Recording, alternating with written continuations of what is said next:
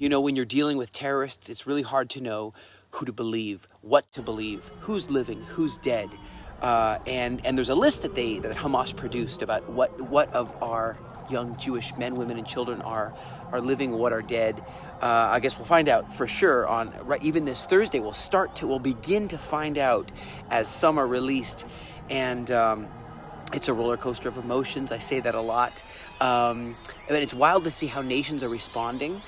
Some are saying, yes, we're so glad these innocent Jewish men, women, and children that were taken from their homes, taken from a dance celebration. I was there just hours ago. I was there at the site Nova in Re'im where the massacre happened. I mean, it happened all over the south, but that one place there was so many people massacred, and there were so many parents crying for their loved ones, weeping. And I was interviewing certain people, and I have this thing called the Real Israel podcast. It's just new that I'm beginning to do weekly, and it has all kinds of stories. And but I look around the world. How do people respond to and then we have to also release these murderers with blood on their hands that blew up coffee shops, that blew up buses, that just love death. And you look at the president of Ireland. You look at even UN, the top guy, Guterres. And it's International Holocaust Memorial Day. People need to look back and look present and look forward as to what kind of attitude issues, what kind of societal issues do we have where this kind of hatred is something that happens. And I just, I was thinking I was almost going to be called back into the layer of Hezbollah. And they are complete anti-Semite, genocidal murderers and terrorists. And at the 11th hour, it suddenly, the ceasefire got extended. Right? And so Israel and Hezbollah agreed to extend it. Right now, I think it's till February 18th, 2025.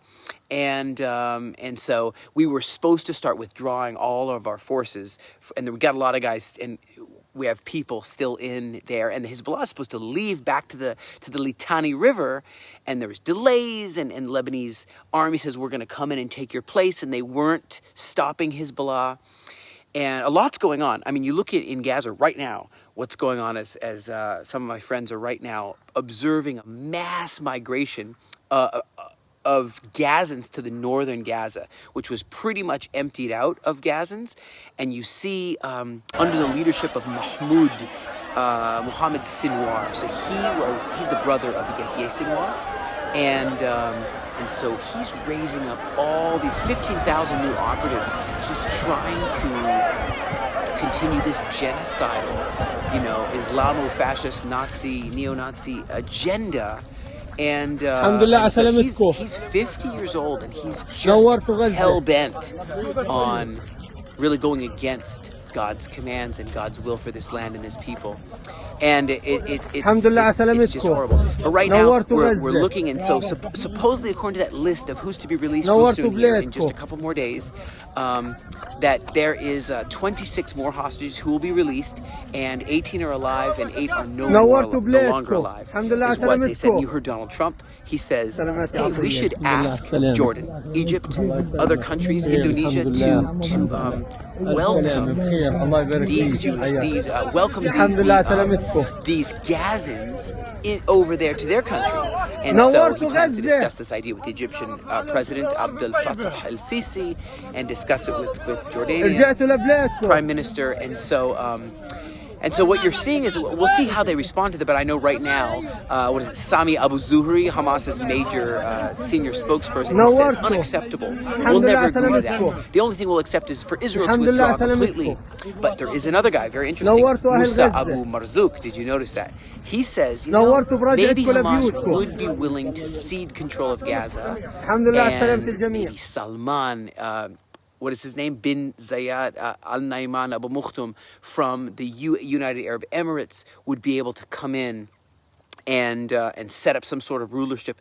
I don't know. I don't know what can happen, but I know that the Palestinian Authority, they're not fit to rule Gaza. They're not. They're just pretty much different uniform, same type you know? And so we're staying in full readiness. I have my weapons ready. I'm constantly prepared.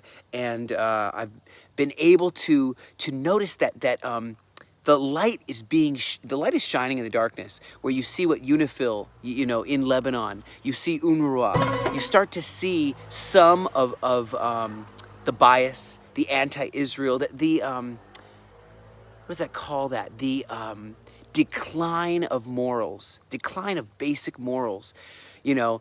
And I think, you know what? Morals come from God. They come from the Bible. They were brought by the Jewish people, and people need to understand that God's will is supreme. Isaiah 41 verse 10. Don't fear, I am with you.